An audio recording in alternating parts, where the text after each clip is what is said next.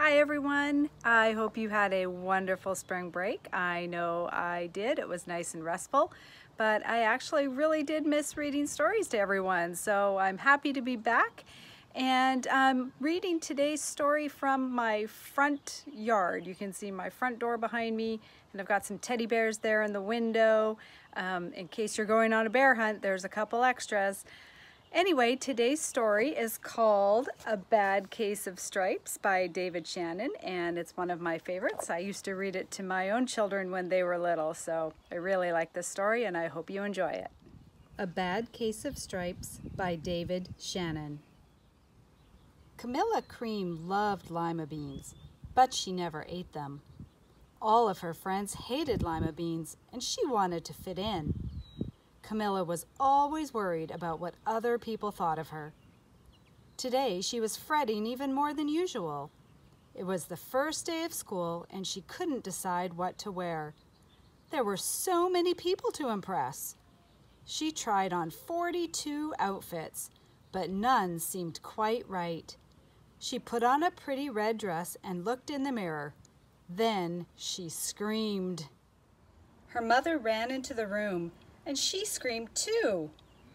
"Oh my heavens," she cried, "you're completely covered with stripes." This was certainly true. Camilla was striped from head to toe. She looked like a rainbow. Mrs. Cream felt Camilla's forehead. "Do you feel all right?" she asked. "I feel fine," Camilla answered, "but just look at me." "You get back in bed this instant," her mother ordered. "You're not going to school today." Camilla was relieved. She didn't want to miss the first day of school, but she was afraid of what the other kids would say, and she had no idea what to wear with those crazy stripes. That afternoon, Dr. Bumble came to examine Camilla. "Most extraordinary!" he exclaimed. "I've never seen anything like it. Are you having any coughing, sneezing, runny nose, aches, pains, chills, hot flashes, dizziness, drowsiness, shortness of breath, or uncontrollable twitching?" "No," Camilla told him. "I feel fine." "Well then," Dr. Bumble said, turning to Mrs. Cream, "I don't see any reason why she shouldn't go to school tomorrow. Here's some ointment that should clear up those stripes in a few days. If it doesn't, you know where to reach me." And off he went. The next day was a disaster. Everyone at school laughed at Camilla. They called her Camilla Crayon and Night of the Living Lollipop. She tried her best to act as if everything were normal, but when the class said the Pledge of Allegiance, her stripes turned red, white, and blue, and she broke out in stars. The other kids thought this was great. One yelled out, "Let's see some purple polka dots." Sure enough, Camilla turned all purple polka dotty. Someone else shouted, "Checkerboard!" and a pattern of squares covered her skin. Soon everyone was calling out different shapes and colors, and poor Camilla was changing faster than you can change channels on a TV. That night, Mr. Harms, the school principal, called. "I'm sorry, Mrs. Cream," he said. "I'm going to have to ask you to keep Camilla home from school. She's just too much of a distraction, and I've been getting calls from the other parents. They're afraid those stripes might be contagious." Camilla was so embarrassed. She couldn't believe that 2 days ago everyone liked her. Now nobody wanted to be in the same room with her.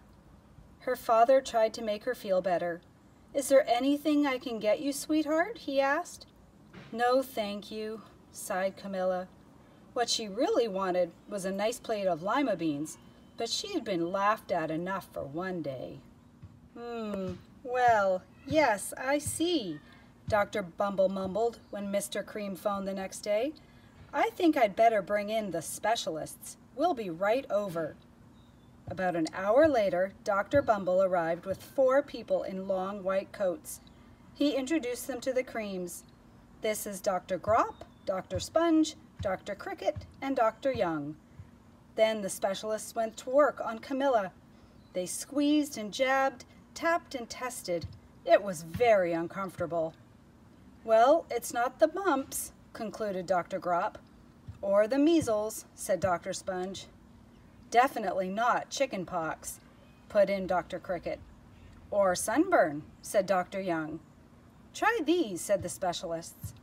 They each handed her a bottle filled with different colored pills. "Take one of each before bed," said Dr. Grop. Then they filed out the front door, followed by Dr. Bumble. That night Camilla took her medicine. It was awful. When she woke up the next morning, she did feel different, but when she got dressed, her clothes didn't fit right. She looked in the mirror, and there, staring back at her, was a giant, multicolored pill with her face on it. Dr. Bumble rushed over as soon as Mrs. Cream called, but this time, instead of the specialists, he brought the experts. Dr. Gourd and Mr. Mellon were the finest scientific minds in the land. Once again, Camilla was poked and prodded, looked at and listened to. The experts wrote down lots of numbers. Then they huddled together and whispered. Dr. Gourd finally spoke. "It might be a virus," he announced with authority.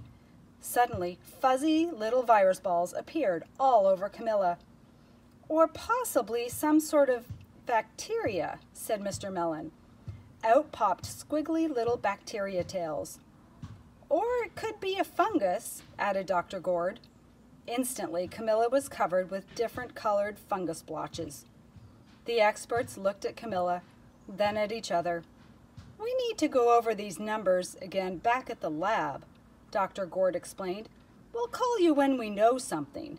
But the experts didn't have a clue, much less a cure. The Creams were swamped with all kinds of remedies, from psychologists, allergists, herbalists, nutritionists, psychics, an old medicine man, a guru, and even a veterinarian. Each so-called cure only added to poor Camilla's strange appearance until it was hard to even recognize her. She sprouted roots and berries and crystals and feathers and a long furry tail, but nothing worked. One day, a woman who called herself an environmental therapist claimed she could cure Camilla. "Close your eyes," she said. "Breathe deeply and become one with your room." "I wish you hadn't said that," Camilla groaned. Slowly, she started to melt into the walls of her room. Her bed became her mouth, her nose was a dresser, and 2 paintings were her eyes. The therapist screamed and ran from the house. "What are we going to do?" cried Mrs. Cream. "It just keeps getting worse and worse." She began to sob. At that moment, Mr. Cream heard a quiet little knock at the front door. He opened it, and there stood an old woman who was just as plump and sweet as a strawberry. "Excuse me," she said brightly, "but I think I can help." She went into Camilla's room and looked around. "My goodness," she said with a shake of her head. "What we have here is a bad case of stripes, one of the worst I've ever seen." She pulled a container of small green beans from her bag. "Here," she said, "these might do the trick." "Are those magic beans?" asked Mrs. Cream. "Oh my, no," replied the kind old woman. "There's no such thing. These are just plain old lima beans. I bet you'd like some, wouldn't you?" she asked Camilla. Camilla wanted a big, heaping plateful of lima beans more than just about anything, but she was still afraid to admit it. "Yuck," she said. "No one likes lima beans, especially me." "Oh dear," the old woman said sadly. "I guess I was wrong about you." She put the beans back in her bag and started toward the door. Camilla watched the old woman walk away. Those beans would taste so good, and being laughed at for eating them was nothing compared to what she'd been going through. She finally couldn't stand it. "Wait," she cried. "The truth is, I really love lima beans."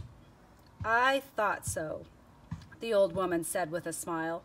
She took a handful of beans and popped them into Camilla's mouth. "Mmm," said Camilla. Suddenly, the branches, feathers, and squiggly tails began to disappear. Then the whole room swirled around. When it stopped, there stood Camilla, and everything was back to normal. "I'm cured," she shouted. "Yes," said the old woman. "I knew the real you was in there somewhere." She patted Camilla on the head. Then she went outside and vanished into the crowd. Afterward, Camilla wasn't quite the same. Some of the kids at school said she was weird, but she didn't care a bit. She ate all the lima beans she wanted, and she never had even a touch of stripes again. All right, Hawks, I hope you liked the story. Please stay tuned. We have a special message from one of our fabulous teachers. Have a great night, everybody. Hi, everybody. It's Miss Fredrickson. I miss you all so much. I hope you're doing well, that you're all home safe and sound with your families. I want to say a special hello to all my kids in D2. I miss you more than you'll even know. I love doing our FaceTime calls, our video calls, and getting to see and hear you. I hope that you're having fun getting to be with your parents and your families. I'm having a good time here at home with Paige. We're doing arts and crafts and coloring and schoolwork and playing games and going for walks. And I hope you're doing the same. I hope that we get to see each other again soon. And I hope you all stay safe and well and make sure you're listening to your parents. Hugs to everyone. Love you all. Bye.